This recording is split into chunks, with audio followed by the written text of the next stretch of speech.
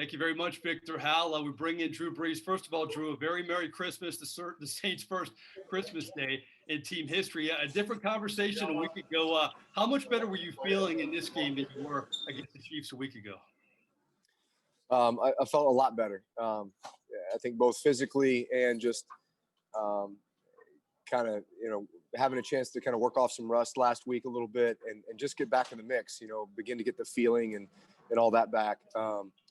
It was obviously a tough week being a short week, 2 days less preparation. And, we had a lot of young guys playing at the receiver position, so kind of getting everybody ready to play, getting, a game plan that we felt really comfortable with, confident with.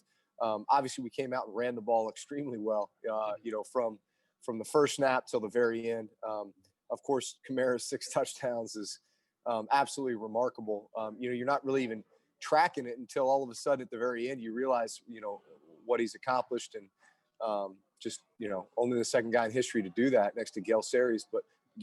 But just, man, testament to our team to be able to get ready in that amount of time and put together that kind of an effort. Obviously a lot at stake. We wanted to win the division tonight, Christmas night, in front of our fans here in New Orleans. Makes it a very Merry Christmas.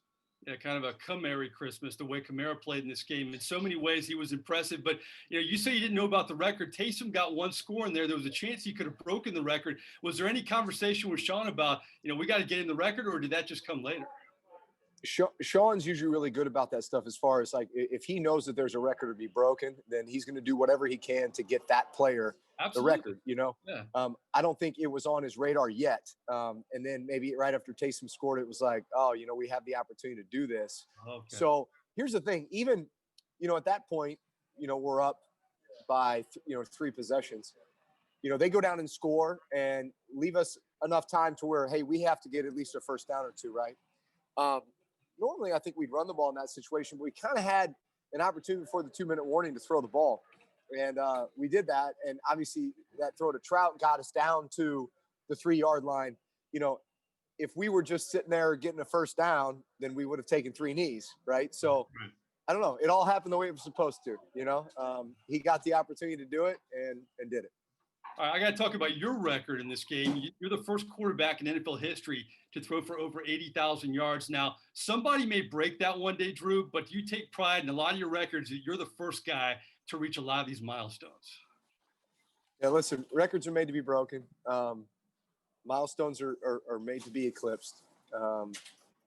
Never in my wildest dreams that I ever think that I would get close to any of these numbers when I first entered this league. I'm just so grateful. I'm so appreciative. Makes me think of all the great coaches, great players, great offensive linemen, great receivers, great teammates that I've had over the years to be able to share that with. Carolina's won the NFC South 3 times in a row. You guys have won the NFC South 3 times in a row. Now you've won it 4 times in a row. The first franchise in the division to do that. How much pride do you take in that? Oh, we take a ton of pride in that. Listen, this is a tough division. Man, we have had to earn it each and every year. Typically we're sending multiple teams to the playoffs. So that's going to be the case this year, with Tampa. And so, at the end of the day, we take a lot of pride in that, and we've had to fight hard for that.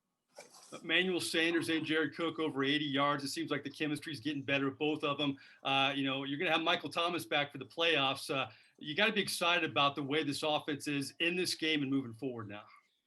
Yeah, absolutely. Listen, we're an offense that has a lot of weapons. We have, the ability to run the football, the ability to spread the football in the passing game, both in the short area passing game and down the field. We got a defense that's playing great football, very complimentary, great special teams, great specialists in our kicker and punter. So, listen, we're battle tested. But man, everybody, as you approach the playoffs, is trying to play their best football.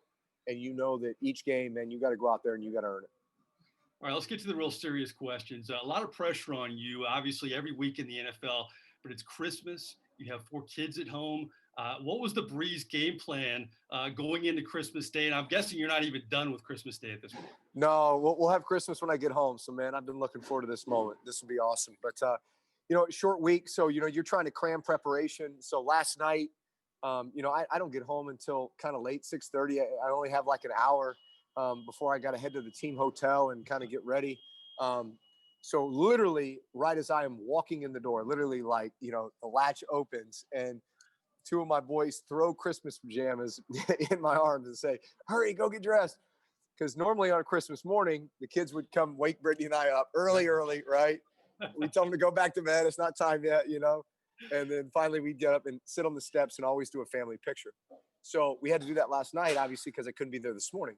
Right. So we did the family picture last night in Christmas pajamas. And we let the kids open up a few gifts last night, mainly from like grandma and people who had sent stuff. They got to open up a few Santa gifts this morning. Okay. And they get to open up the remainder when I get home. So you got to give the kids a lot of credit. They're patient and they know Santa came, but it's just a waiting game. And I guess a good distraction was the game today. They're definitely not patient. that was more of, they weren't willing participants in withholding some gifts from them. They wanted to just rip open all the bags at once. Well, I know you got what you wanted for Christmas. A big win over the Vikings. I'm glad you're feeling better. We'll talk to you next week at Carolina. But Merry Christmas, Drew, from everybody at CST. We appreciate your time. All right. Merry Christmas to you too. Love the sweater. See you, man.